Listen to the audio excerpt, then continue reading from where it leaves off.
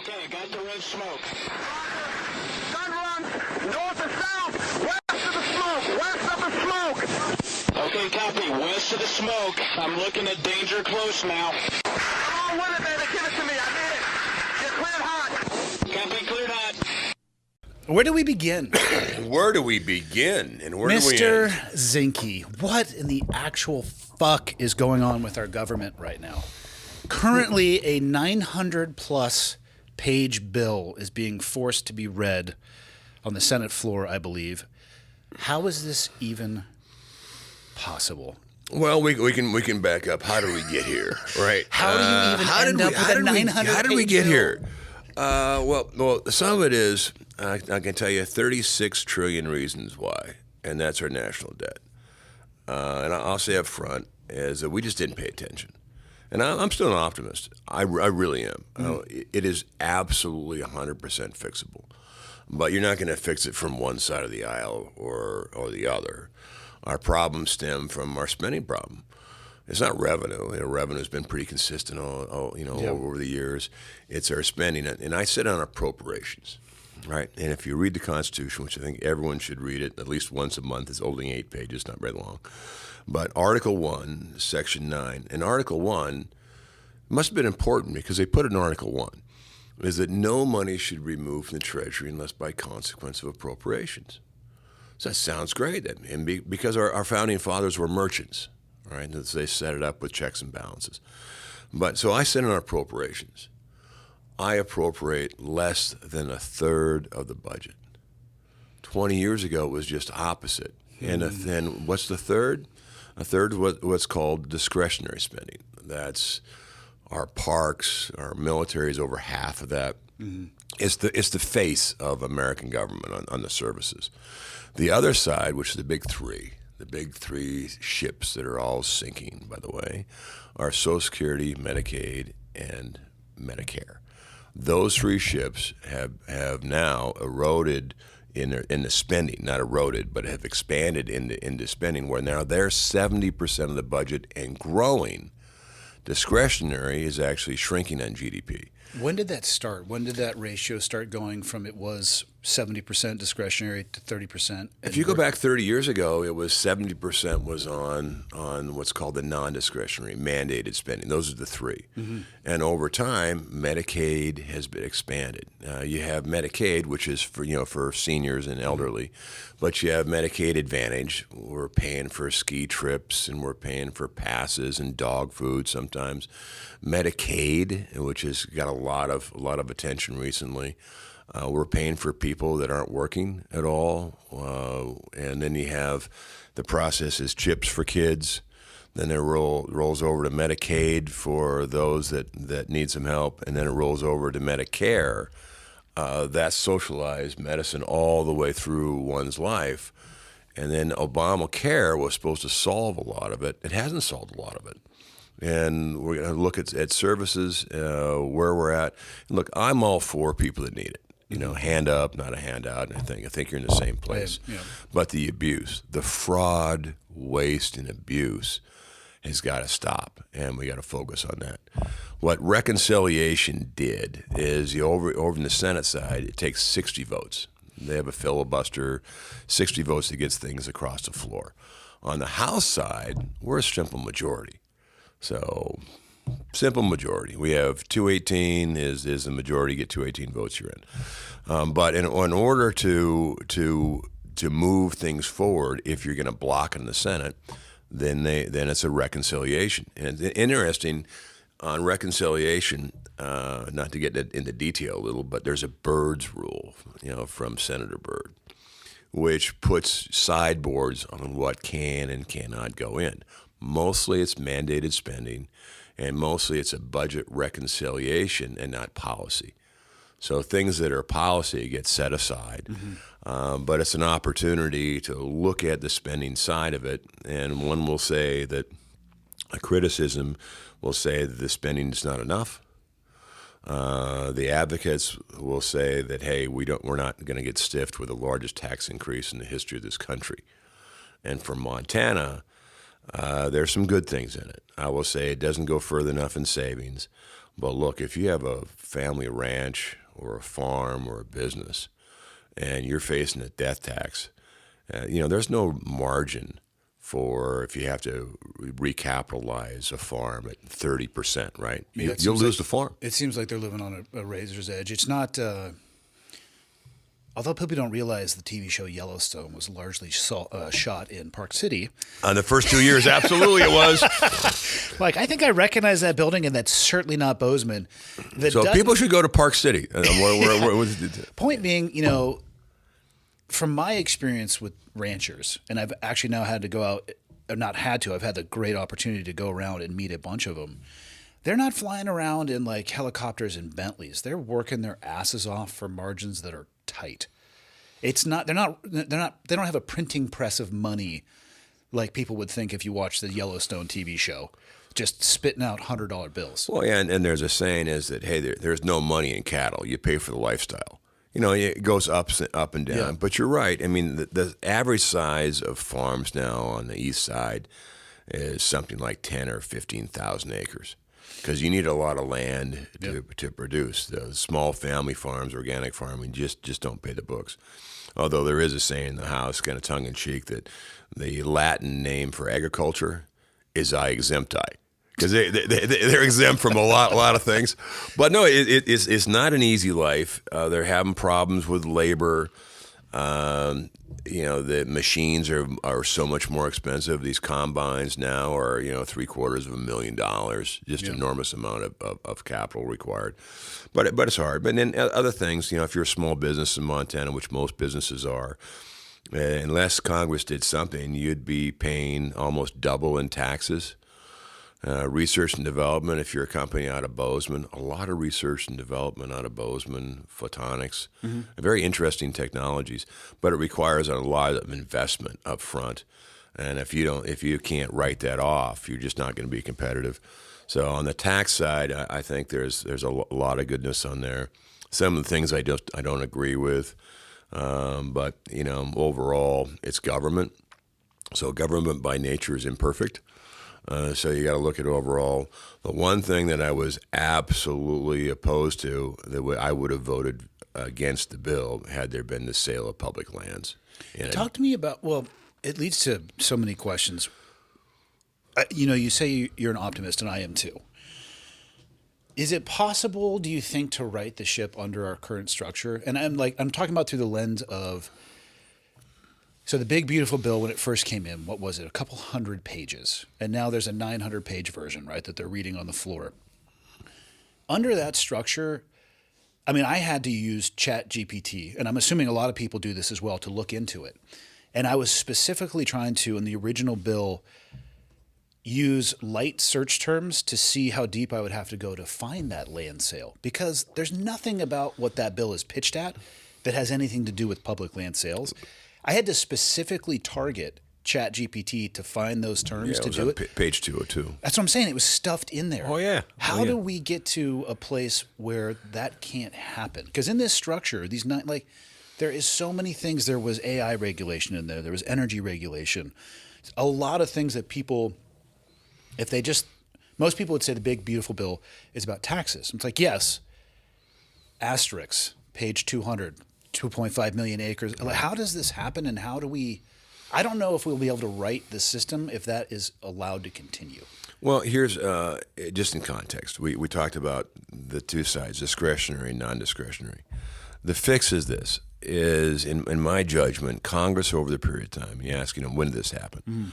Congress over the period of time invented these terms: mandated spending, discretionary spending, omnibuses, continuing resolutions. In my judgment, all of them were invented so Congress could take a bye, a pass, a punt. Didn't have to make tough decisions. If you don't have to make a tough decision, you know what? You won't. Isn't that their job, though? Isn't that our job? Make the tough decision. Yeah. But once you give a benefit, oh my gosh, you try to take it back out. Yeah. And a lot of these benefits were COVID based, right? So you got to make tough decisions. I want to save Social Security. I really do. And Social Security should be for those people that need it. and have worked their life and then want to enjoy the last parts of their life. Yeah. But under the system, it's sinking. And so you have to make some corrections in order to make sure that the system stays healthy. On reconciliation, you're right. These bills, a lot of it is templates. This is the template, and you read it, and you go, what does it refer to? It refers to Section 145 of the U.S. Code, 1711, et cetera. So Which I'm sure everybody getting ready to vote on these things knows exactly what each one of those so you things need a Rosetta Stone, right? All right, that's Greek. All right, what does that mean? Yeah. But also on the reconciliation, you had these committees of now jurisdiction, and appropriations wasn't one of them because we're on the discretionary side. Is that they sew these together. So in the case of public lands, Senator Lee is chairman on the Senate side, so he has a whole staff, and so out of that committee, they look for savings, and then hidden in there was the public lands. One is the idea that you're going to get out of debt by selling public lands is just folly. We didn't get into debt because of public lands. We ain't going to get out of it selling it. You could sell everything, and it wouldn't even come close to $36 trillion. Well, especially if you don't change your spending. It's spending. You got it. It is the spending side. Yeah, it's like, okay, hold on. We're going to sell these public lands over the next few years, but we're not going to change our spending going forward. So we'll throw a shovel full of dirt into a hole that's actually just going to keep getting bigger. And I would say, and I understand the frustration on public lands. Look, if you're in Libby and you're living around a sea of trees and can't harvest one, these catastrophic fires that are burning up our forests. We burned more 2x4s last year than we ever harvested. Yeah. There are more dying trees out of age and maturity than we are harvesting. And that's what sustainable harvest and responsible harvest would look like, is that you look at what the sustainable growth is, and that's what you harvest to or close. But I understand the frustration. But it's kind of like running a hotel. If you don't like the management of a hotel, then fire the management, but don't sell the hotel. And on public lands, they talk about grazing, because we're talking about food production. The Taylor Grazing Act ensures, number one, you have lower cost grazing. So if you're on federal land, you're going to pay a cut rate as opposed to state or certainly private land. But the intention is, one, is to make sure we have a strong food supply. And secondly, to make sure that our rangelands are healthy over time.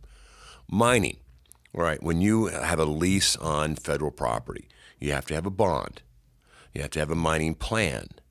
And then that mining plan has to be executed so you don't what? So you don't get a Superfund site that the public has to clean up.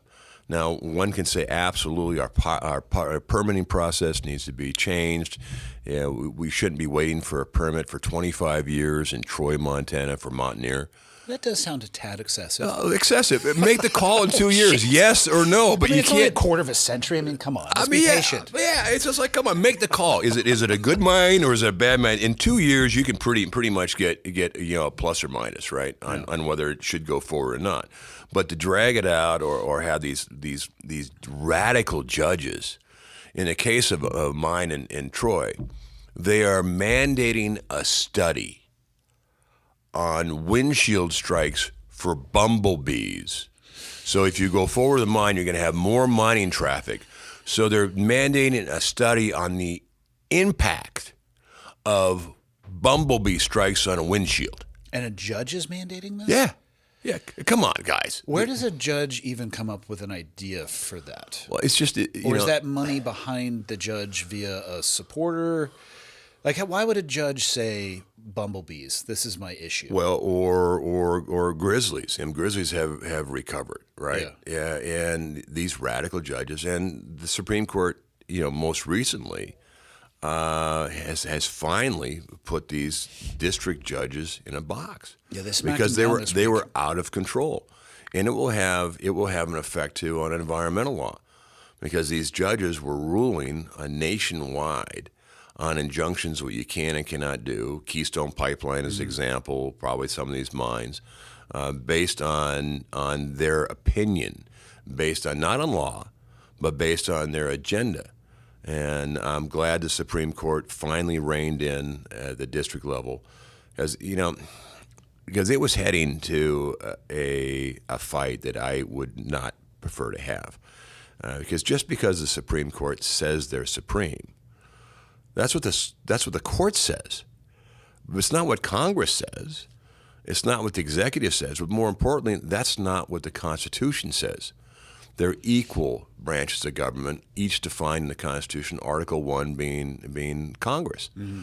But when one branch decides that they can be an imperialist, as the justice had pointed out, it's wrong, and it puts our whole system in danger. Where you have a district court judge can be stronger and more powerful than a Supreme Court justice, because remember, it takes 4 on a Supreme Court justice to take action, but you have a single judge out there that is shutting down presidential prerogative per the Constitution. That was a problem. So I'm happy to see that Judge Roberts, I think he knew the threat, and I didn't want to go back to Andrew Jackson, who had an issue with the court. He said, you know what, you rule what you want to do, you try to enforce it. Because the enforcement, remember, is Department of Justice. Yeah. So I'm glad we skirted that landmine field and we're out of it, and now each branch, I think, can operate within the Constitution. We're a lot better off. I mean, I think our country would probably do better if our government functioned in the manner it was designed. I love that Constitution. That's why I think people should read it. It's set up delightfully. Many did for the first time shortly after Trump made the decision to bomb Iran. I have never seen more, and not that I'm a constitutional scholar, I'm just aware that I'm not. I have never seen more online constitutional scholars, many of them from government, claiming that Trump had just violated the Constitution while utilizing the same permissions that both Obama and Biden did in Libya, Yemen, Somalia, a variety of places. I didn't see that outrage, but all of a sudden the Constitution was being pierced, apparently. Well, I think it's the Trump derangement syndrome. I mean, every time President Trump does something, it's either unconstitutional or blatantly wrong just because Trump did it. And you're frogman, so am I. You served. My opinion on Iran, remember, they're the principal sponsor of terrorism. In the world, yeah. In the world. You had Hezbollah, Hamas, the Houthis, and they continue it. And they continue to enriching uranium. They haven't changed their modus of operandi. It got to the point where they were very, very close. And look, when you have 5,335 pounds of explosive in a shape charge, on a heavy system, and you've done Doug's deep underground systems, and that coming at you, just the overpressure alone is going to put a hole in it. But these centrifuges are enormously sensitive. I mean, they are very, very sensitive. They can't move them. Yeah. Now there are a lot of problems, but you put overpressure in that, and no doubt that site's contaminated. I think they dropped like 6, just pinhole right on top of each other. And these are deep penetrators. So when you do that, just the overpressure is going to kill anyone in there. It's going to disrupt everything in there. But also, whatever material you have now is non-contained. It's in the ground, but it's non-contained. I wouldn't want to go back in there, but those sites are done. If they don't change their modus of operandi, I think it's going to continue, where they're going to lose their Navy, they'll lose what's remaining part of their Air Force, they'll lose their ability to produce energy, their economy, and probably their leadership will be targeted. Because can you imagine a Middle East without a terrorist organization like that? I mean, it would prosper. I mean, Qatar's doing very, very well. Saudi's doing very, very well. Without the leading sponsor of terrorism in the neighborhood, I think that region would prosper. And I don't think the U.S. Would have the presence we do with the Fifth Fleet and be there, because if it was prosperous, there'd be no reason why we're there to the degree we are. Do you ever get to talk to Trump? I do. He's I work for him, obviously. Can you tell him he's his own worst enemy from a layperson? That if he really he's at a 10. If I could get him to a 7 with some of the things that he said, I think it would really help with the Well, my cut of the president is this, is that there's only one Donald J. Trump, right? And he is the master of playing to the media. and a lot of it is absolutely intentional, and he likes chaos. You guys from New York, right? I'm not saying the president is, but a lot of guys from New York, probably 30% a little BS, 40% fact, and then 30% unknown. It's the unknown. Is he going to do it? Is he not going to do it? Has he already done it? You don't know. So that uncertainty is leverageable. And with President Trump, when he says something, you got to take him. You got to take it in consideration. He may not do it, but he certainly said it. Can he at least use less adjectives? Like 78% less adjectives. Clear and concise communication. Like this is a core ethos of like SEAL leadership. I'm just saying, maybe if I'm a big Ronald Reagan fan, but also, considering what they throw at him, he is tough. Because our nation, our intelligence assets, they spied on him before he was president. That's what the Russian collusion was about, and they lied about it. Let me ask you this. How widespread do you think that is? Because if that was actually happening to him, I have a hard time believing it doesn't happen to others. Well, it certainly happened to me, not in the scale that it happened to Trump. But you look at Trump, he was spied on by our intelligence assets before he was president. Which directly violates their charter. They're supposed to be externally looking, not internally. Yep. And then they spied on him during the presidency. That was the Ukrainian collusion. And they spied on him post-president. That was Mar-a-Lago. So you have, when I say a deep state, there really is a deep state. And just statistics, 94% of Washington, D.C. voted for Kamala Harris. 94. And I will say that 6% don't work in government. So you have an attitude in Washington, D.C. that when there's an attitude that we're superior. And you see from policies, right? They know more about a Montana river than you do. They know more about agriculture than you do. They know more about business than you do. Just ask them.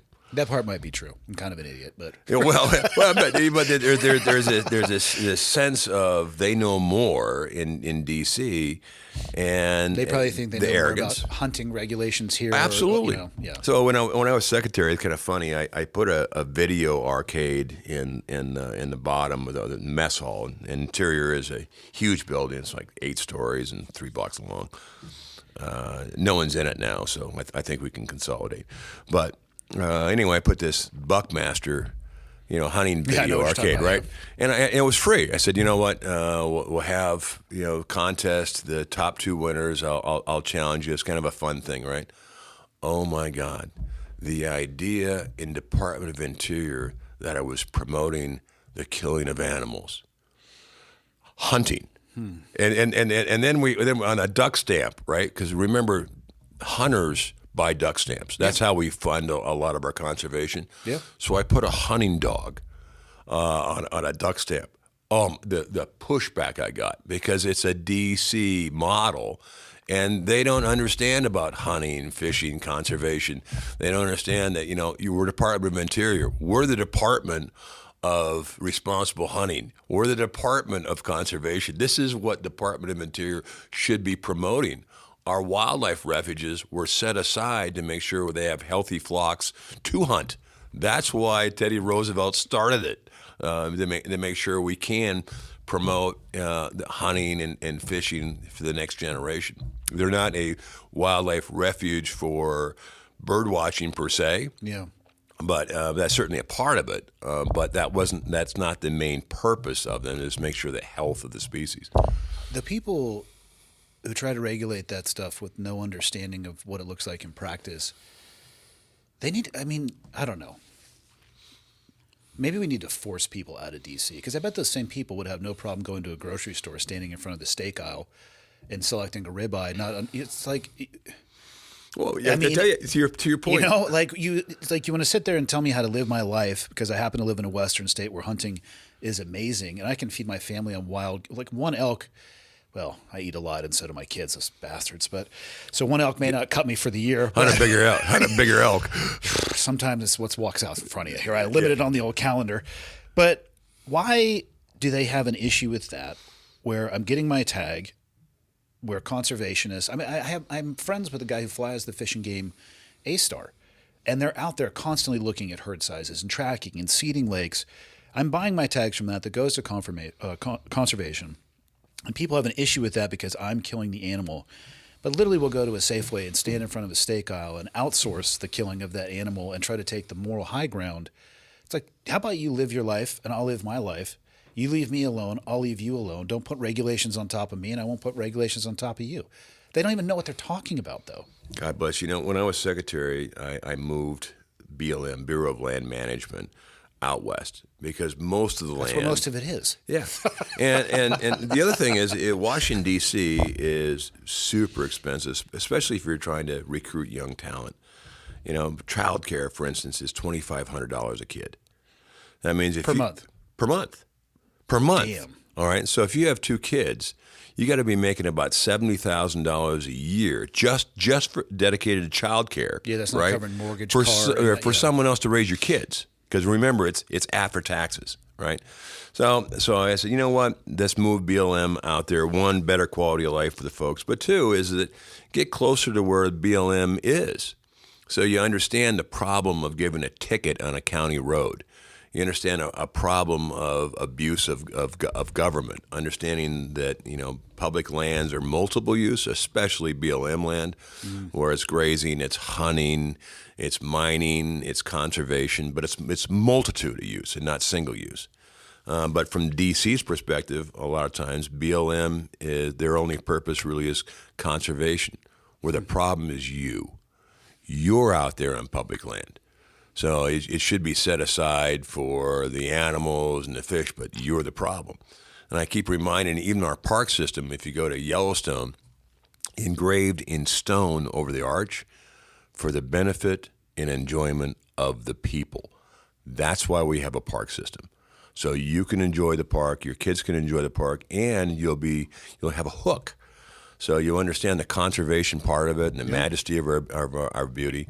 So a lot of times the park system was again designed for the people to make sure that our future generations have the same opportunity to visit and look at the wonders and also, you know, capture why our public lands are so important.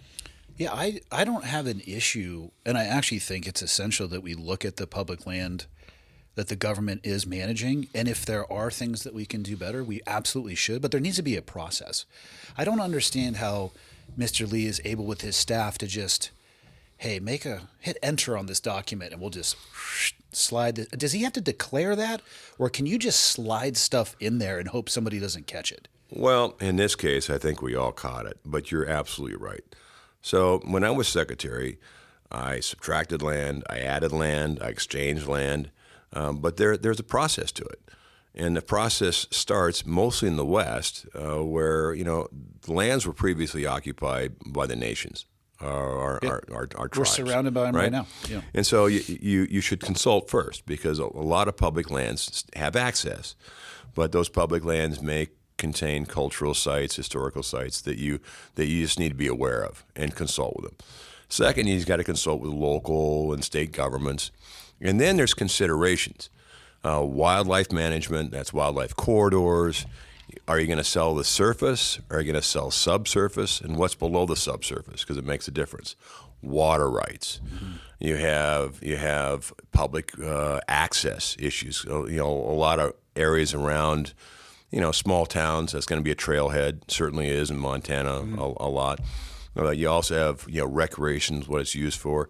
And I'm open to look at highest best use and do an assessment primarily of lands that are smallest, you know, for the change and incompatible use. Affordable housing, for instance. Affordable housing is called an apartment. That's tens of acres. It's not millions of acres. And it's certainly not, you know, luxury ranchettes at 1,000 acres a pop. That's not affordable housing. And oh, by the way, a law will put in regulation, if you're going to transfer public land to affordable housing, it's $100 an acre, which makes sense. But even in the housing issue, you know, land is not the biggest cost in housing. permitting and infrastructure is about 40%, because you got to have water, you got to have sewer, you got to have curbs, you got to have all that kind of stuff. That's about 40%. Then you got to build it. So then you got building materials, then you got labor costs, and whoever is going to develop it is going to have some profit, generally less than now 5%. So land itself is not going to get you out of the affordable housing problem. I mean, I can look at the coffee shop build we did. It was a quarter city block, and the acquisition cost of the land was, I'm not going to say fractional, but a vast minority of the overhead cost of actually getting that off the ground. Yeah. And the permitting was such a joy. Joyful, wasn't it? Oh my God. We had the EPA, and we had to do, I forget what they're called, but we had to dig 2 different trenches for rainwater, and it was insane the way that they wanted us to set it up. They basically, I am not joking, I wish I could find the PDF. They basically wanted to make it a trip hazard, where it was these open, cavernous rectangles like this table, 2 of them on the outside patio, with a 6-inch concrete barrier that somebody would just trip over and take a header in. And I'm in this meeting, I'm like, are you guys accepting liability for somebody who hurts himself? Because you're forcing me to do this. They're like, absolutely not. That's your liability. I'm like, so I don't have a choice as to whether or not I have to do this, and I don't agree with this design, and I'm liable. And they basically are like, oh yeah, that sounds fantastic. And this is Kalispell. Yeah. Like, imagine if you're in Whitefish. But no, but you're so permitting. I'll give you an example in Sealy Lake. Sealy Lake doesn't have a car wash. Really? Yeah. The reason why is they don't have a sewer system. Oh damn. So when that mill went out, there are a lot of reasons why the mill went out. They didn't invest, so it was an older mill. But some of it was affordable housing in Sealy. Well, affordable housing, if you're going to put an apartment complex in there, then you're going to need a sewer system to plug into, because where Celia is a cirque, so you put a little straw down, you're going to hit water about 20 feet, but the water doesn't move because it kind of sits in a basin of clay. So they need a sewer system. Oh, okay, let's work on a sewer system, but that's infrastructure. And you're not going to be able to put septic tanks everywhere. And then in the valley, let's look at Evergreen, right? Almost everyone on Evergreen is on a septic. Really? Yep. Even though it's just east side of Kalispell. All septic. So what happens in the valley, about every 25 years, we have a flood. Oh, I know where this story's Here going. it comes. So it's a big flush, right? And where does it go? All the lake. Yeah. So look, basic infrastructure is what we should be working on, and basic infrastructure allows apartments, it allows higher density, so you can build affordable housing. And look, in affordable housing, it's a step, right? You get into a small unit first, and then you save, then you can move up the chain, up the ladder, and then get the 3-bedroom, 2-bath house, right? Mm-hmm. But when the prices are, you're not going to go from 0 to a 3-bedroom, 2-bath house at $1 million. You're going to have to work your way up, gain equity. It's a slower process than it should be, but at least there's housing available. But you need, and per conversation, you need the infrastructure behind it so you can plug in. Sewer systems are expensive, but in a lot of cases, a septic is now $30,000, $40,000, $50,000 on a septic, and you got to get a permit, and it's expensive. The pricing, we would get quotes for lumber for the shop, good for 24 hours. 24 hours. Well, we built during COVID because, of course, why not have a great idea and then build during historically the most expensive time ever? I think we could have probably saved 40% on the build, but yeah, 24-hour lumber quote. Well, here's a lumber with public lands, all right? You sell public lands. Does that mean you're going to have a sustainable timber? No. You sell your public lands, that's it. So the public is not going to, and we're not going to be able to lease. And yes, we need to get better on making sure we have harvest. But if you sell the property, guess what? Your long-term timber production on federal lands go to 0 because it's not yours anymore. So the idea that selling public lands is somehow going to solve our budget crisis, and then you have recreation. Recreation is a $1.1 trillion industry. Trillion. That's 12 times more than mining, probably mineral extraction combined. I mean, that's how big the recreation industry is. And that's you and I. That's fishing, that's hunting, that's mountain biking, all those type of things that we use the public lands for, which you got to put in the column of, look, this is an asset. But, again, I agree that there are some buildings and tracts of land that probably should be sold or exchanged or traded. But there's a process to it. And, oh, by the way, whether public lands are in Montana or Utah or Maine, they belong to us all. So all of us should have a public comment to it. Yeah. That means we should have a say in what highest and best use is. I think that's what pissed people off the most. I don't know if it would have gone through. I suspect it wouldn't have. But by not, and that's why I asked you if they have to declare what they slide in there. I think his reception might have been a little softer had he declared it. But it seems like it was stuffed and hidden. And the language, in my opinion, was intentionally very broad. It didn't mention affordable anything. It just said up to 2.5 million acres. I'm at a point in time where trusting politicians is like in an all-time low. I think I'd rather get a drink from Bill Cosby as a bartender. But Congress has a 17% approval rating. I say Congress. We're earning our approval rating every day. I just don't think anything was accidental about that. I don't think the way it was put in there, the language that was put in there, none of that I feel like it was accidental, but left out of that. And I think that's why a lot of outdoors people or people who care about the land had the reaction that they did. I don't know if it would have been a softer reaction if he had declared it, but he definitely, I think he kicked a hornet's nest by accident. Yeah, and it should have been. But also, when you say, well, it's just 5 miles around a town or a municipality, and you go, all right, 5 miles, what does that mean? What? You got to go 5 miles north, south, east, west. Oh, that's 100 square miles. That's 100 square miles around little towns like Stryker. Mm-hmm. That's an awful big swath of land. It far exceeds, affordable housing. And it fringes on this on the far right. It's like federal government should not own any estate.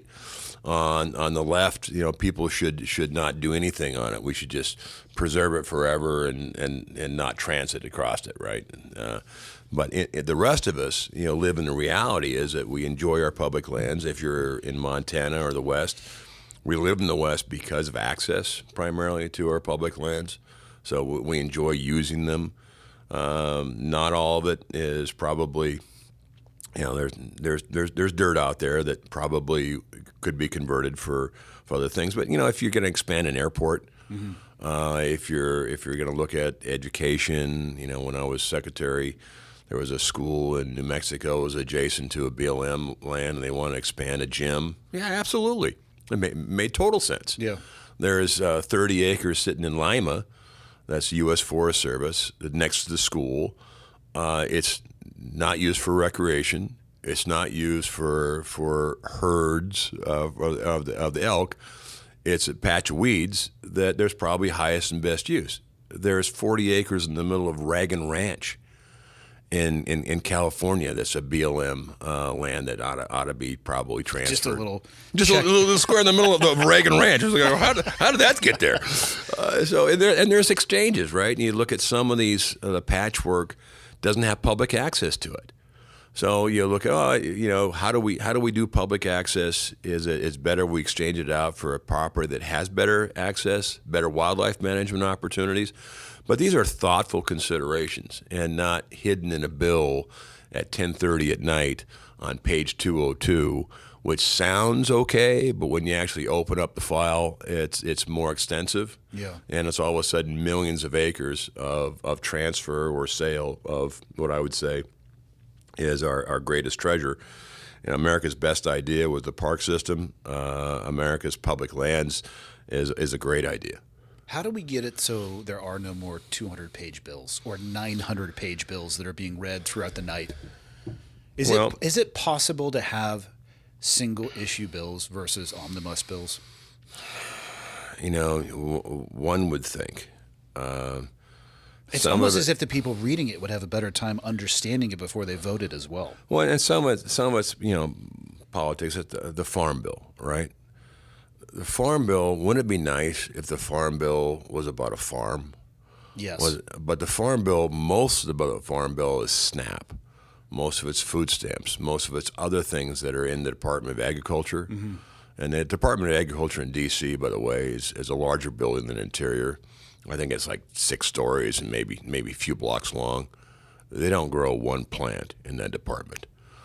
Most of it is entitlements, it's programs, school lunch programs. Not necessarily they're not important, but all of a sudden you have the farmers on one group, and you have the food stamps in another group, and somehow they manage to put these huge bills together in order to pass, because there's something that draws it from both sides of the aisle.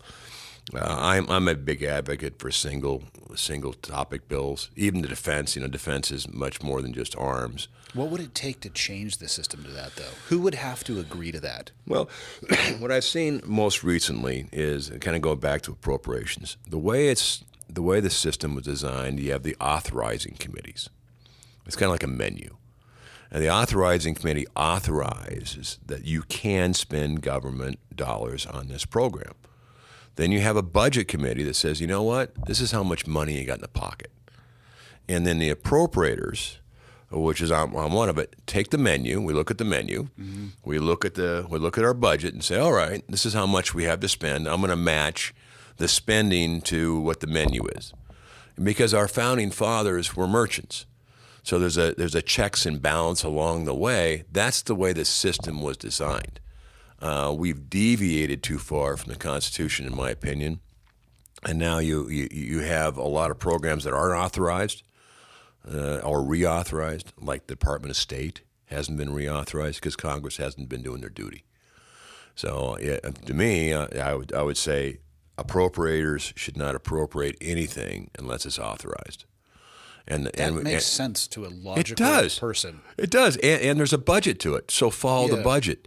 You know what? And the budget is the budget. And look, if you don't have enough money, then you got to cut back on certain things and stay within your operating budget. There's 36 trillion reasons why it's a really good idea. And I would say where we are overall is there's 3 things that have to happen. One is the economy has to get better, because people are struggling out there. There's no doubt. Yeah.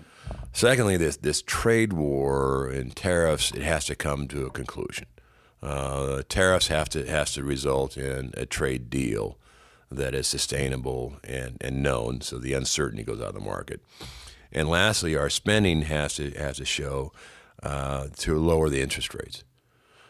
Interest rates are the big killer, because just a 2-point raise in interest rates can double your mortgage. Yeah. So we focus sometimes on inflation, we focus on taxes.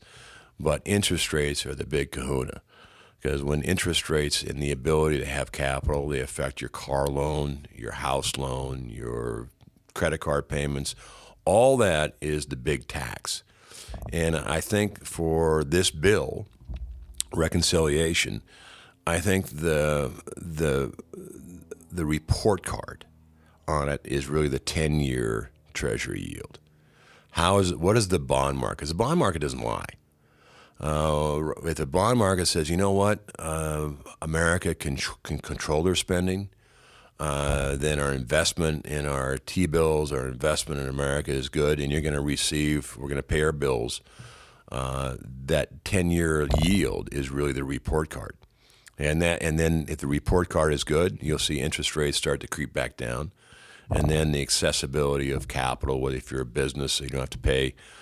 Look, if you're a business guy and you got to borrow at 10%, if you're lucky. Well, you borrow at 10%. That means you got to make profit. That means you got to make 25%, because you also have profit, overhead. You got all those payments plus interest. Our government is paying $1 trillion in interest. $1 trillion. A lot of it because the bond market is at 4.7 or somewhere in there. Mm-hmm. That means we got to pay 4.7 interest, and America is insolvent at the moment. That means we have to borrow money to pay our bills. We're not bankrupt, but when we have to borrow money to pay our bills, that means we borrow more, we pay more interest. That's the problem. We got to stop the spending excessive spending. And I think the first step is fraud, waste, and abuse. There's a lot of fraud, waste, and abuse. Yeah. So get that, and then deliver services to the people that need it. That's important. And then focus on a long-term investment, infrastructure, those type of things that helps an economy move forward. Do you think the Doge concept will help with the fraud, waste, and abuse? It certainly did. It's interesting. When I was secretary, I stopped all grants. I put a hold on them all. Mm-hmm. And all I want to know is who is getting the grant. Which I feel like, as somebody giving grant money, is an incredibly reasonable question. Very reasonable. And then I wanted to know, do you have a spending plan? Also reasonable. Yeah. And do you agree to an audit? So if you say you're going to use the money for this purpose, do you agree to an audit to make sure that it's verified, right? And is there any conflict of interest that I should know? Sometimes a conflict of interest is bad. Example is that a lot of the park, employees, superintendents, they're also married to someone that has a 501c3. They're, which is totally fine. But if you're a superintendent, you should not be giving a grant to your wife's, nonprofit. That Funneling decision, government money to your family members. That decision needs to go one layer up, where you're not making the call. It doesn't mean that your wife's company or your husband's company or nonprofit is bad. It could be great, but you should just not be making the decision. Yeah, you shouldn't be the guy flipping the switch for the cash flow. It needs to go up one layer of the chain of command. And those things were very reasonable. And you would have thought, my God, I got so much pushback. It was like I'm putting a nuclear power plant in your grandmother's grave. But with Doge, the difference is he did it at a much, much larger scale. Mm-hmm. And he came in, the brilliance of it, he came in, they were employees of the U.S. Treasury, by the way, fully badged, fully vetted. They were new hires. But they were able to use AI, just as you did going through that bill, right? And they determined, look, $7 trillion worth of transactions, not one rejection. $7 trillion of transactions and not one rejection. And then all of a sudden, what are we spending money on? Are we really spending money on transgender clinics in India? Well, the answer is yes. Is there really people that are listed with a Social Security number that are older than this country itself? Why, yes.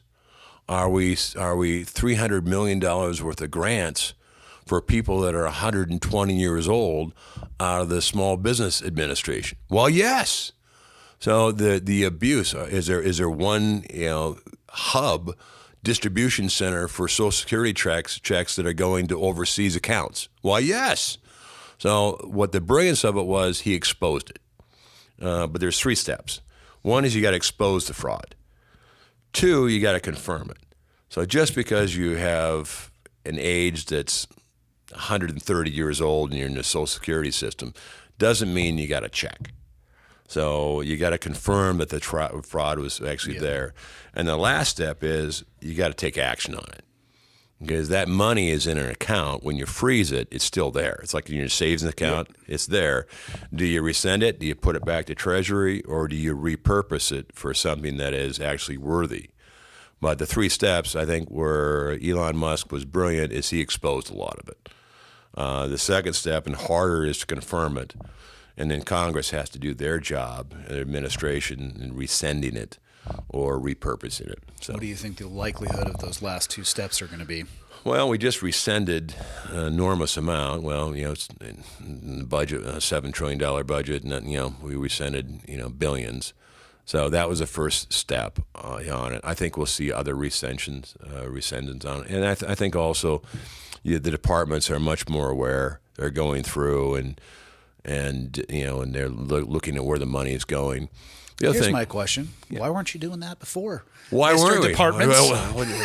Why were we? Yeah, I know. Oh no, we just got our pee-pee spanked.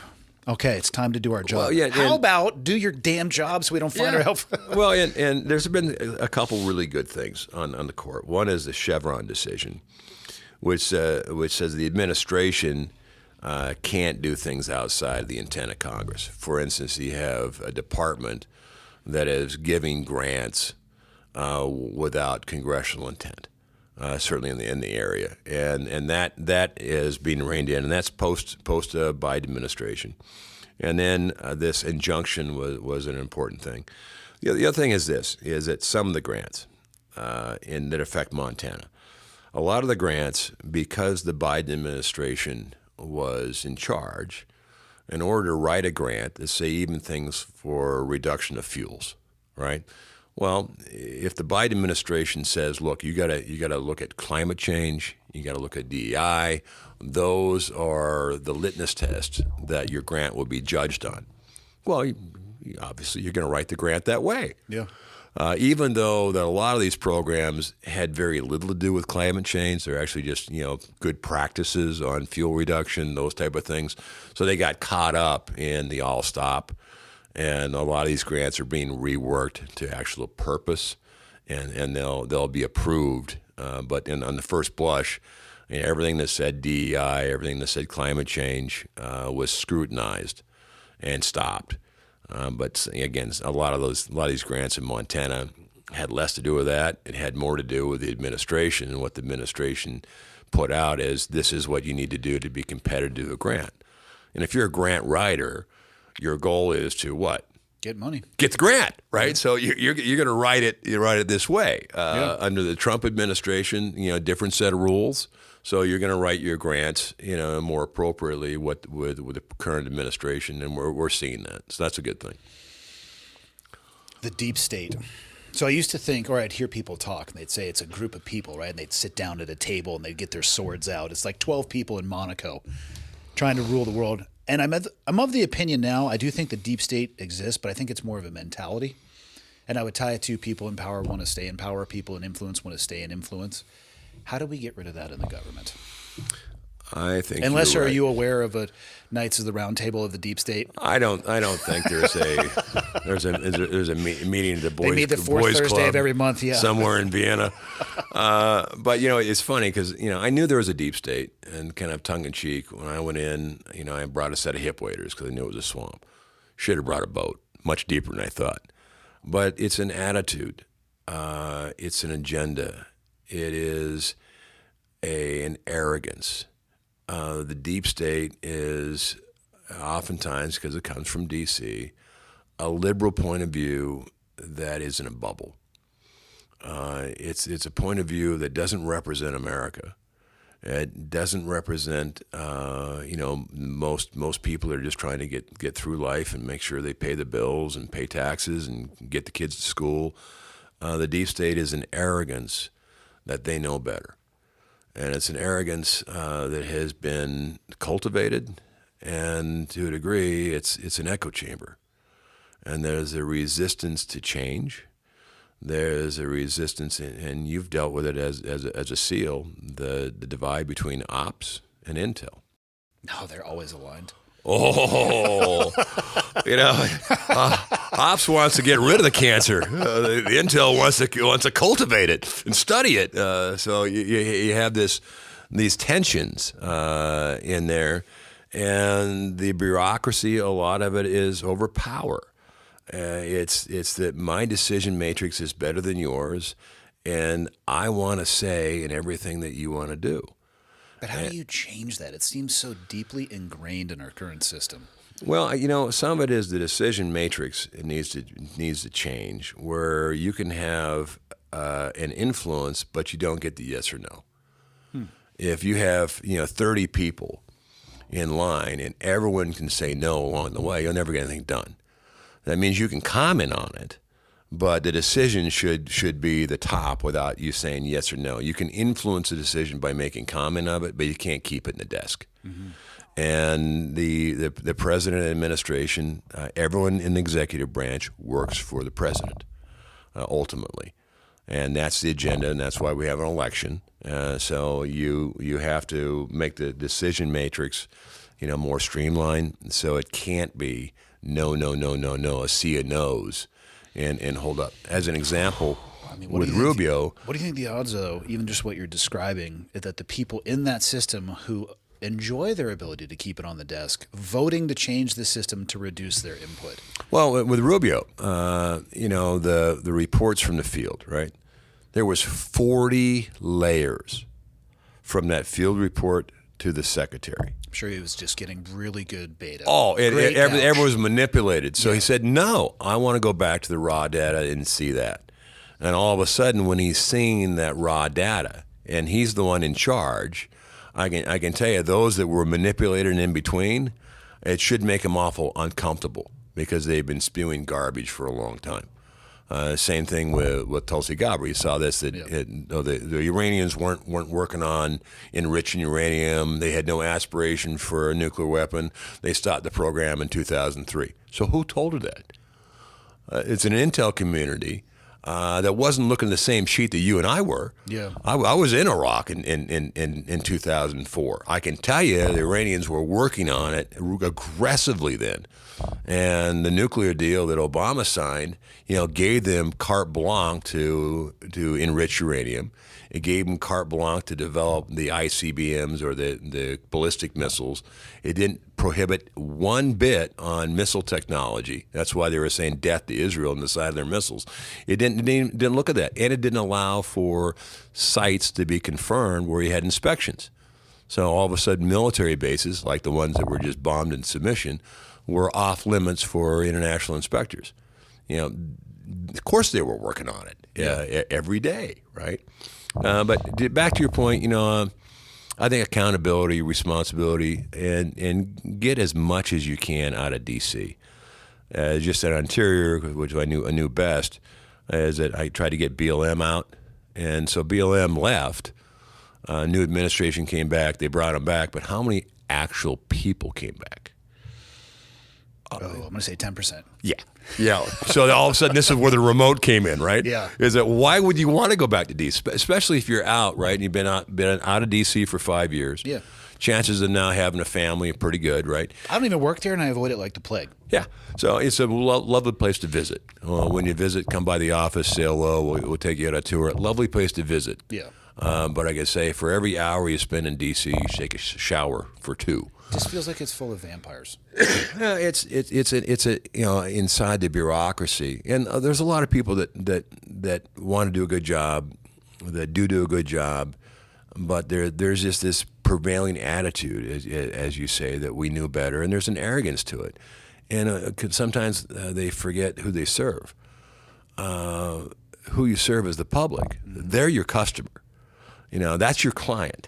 And do right by America, and also understand that states have a say. Our Constitution, we're United States of America.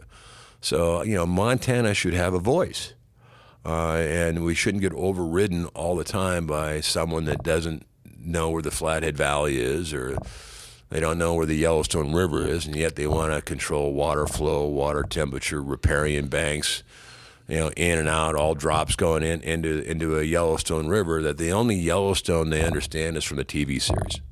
Which, again, was filmed in Park City for 2 years. Yeah, well, as I said, did we say Park City? Go to Park City, Utah.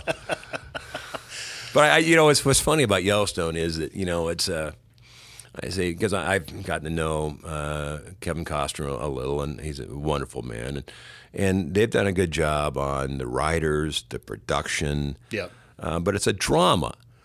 It's a drama set in Montana, just like Star Wars is a drama set in space, right? The vistas are great, but the storyline is a drama. So don't get wrapped around the axle, although Beth is tough. Beth reminds me of a lot of Montanans. For the people who bitch about Yellowstone, I have to remind them, have you ever watched a little movie called A River Runs Through It? I mean, arguably the most beautiful man ever, just fly fishing in a Montana. I'm like, that didn't have any impact on people wanting to come check this out, because that was decades ago. Like, let's just take a wrap. Well, it's also filmed, ironically. That's what I'm saying. Well, it's in the Bitterroot. A lot of us filmed the Bitterroot. Where now, Yellowstone, the ranch they have is also in the Bitterroot by Darby. But what are your thoughts on, as a Montanan? I hear this from mostly hunters. Public land that's landlocked, private property. What's the solution to that? Well, all right, corners. This is where I sit in corners. I mean, even more than, there's just like there are some swaths of like huge ranches where even the corners wouldn't do it. It's literally pockets of private or pockets of public that are basically circled by private. Well, somewhere, but it's a two-way street, all right? So somewhere on that section of land, there's access. It may not be the corner. The corner might be over a cliff, but there's somewhere that you should be able to have access to that public land. By the same token, is that government sometimes prevents access to private land. So this is a two-way street. If you have land, then you know what? You should have enjoyment of that land. And there should be access, both private and public, to that land. But to have something landlocked, I don't agree with. But, there has to be some consideration, too, because if you're a property owner, you don't want people, totally. strutting across your land and violating your cattle and all this kind of things. But there's workarounds. There needs to be incentives for it to be done, and maybe the best solution is an exchange, where you have better public access, where your wildlife management is better. It might be a corridor for one of our elk herds or something. Look at that. I think it was brilliant the way that the West was saved by the checkerboard. Going through time, it probably, I would say protected a lot of the outdoor experience. But again, specific pieces of property, you can look at exchanges. You can look at how to get public access in there. Wildlife corridors are interesting because, as we the Montana that I grew up in has changed a little. There's a lot more fence lines, a lot more people in the river, Yep. A lot more challenges on conservation. And some of it is fence lines. Sheep don't go through fences. Sheep will go around 40, 50 miles. Oh, yeah. And elk will go right over it. Yeah, elk don't care. A bear They'll will go through it, thing. right? Yeah. But sheep are a little different, and so some of the fence lines you got to work with. We should be working with our ranch owners to make sure you design fences that can provide a corridor. You see a lot more overpasses, wildlife overpasses being developed, which is a good thing. There's a really cool one on the 93 heading down towards Missoula. Yep, and there's going to be one down in Paradise Valley on that one. But when you did an analysis of corridors, which allow herds to go from, it's kind of like veins in your body, right? Is you want to make sure they go from winter range to summer range and everyone in between. And a lot of that, the growth in just ranches and stuff with fences, a lot of times has prevented and has obstructions to that system of corridors. And the health of the herds, especially elk and our larger undulates, rely on a corridor of movement, and it is a system. So looking at corridors, wildlife corridors, and making sure that system stays healthy in the future is important. And that's some of it's a lot of it is working with ranchers, working with the Department of Transportation to make sure we identify where those corridors are. Now, some of the predators like it too because it kind of funnels them in there. So our mountain lions and sometimes grizzlies are getting a little fatter. But I've determined helicopters are the answer to the landlocked public land. It's right over the top of the private. Well, or you're frogman, you can jump in. You just got to get out. Yeah, that is the problem. With the helicopter, you can get both in and out. How much longer are you going to work in government? I enjoy doing what I'm doing. I grew up in Montana, love Montana. As long as I'm effective, I'm enjoying it. There's frustrations. I get frustrated, just like everybody else. But we win some battles. We won the public land battle, at least for now. On appropriations, I'm concentrating on like Knoxon Bridge and the sewer system in Sealy Lake. No one knows where Knoxon Bridge is unless you know where Knoxon is. But a little community that get almost burned to the ground. Their bridge is over 104 years old. It spans the Clark Fork. There's holes in it the size of trash can lids.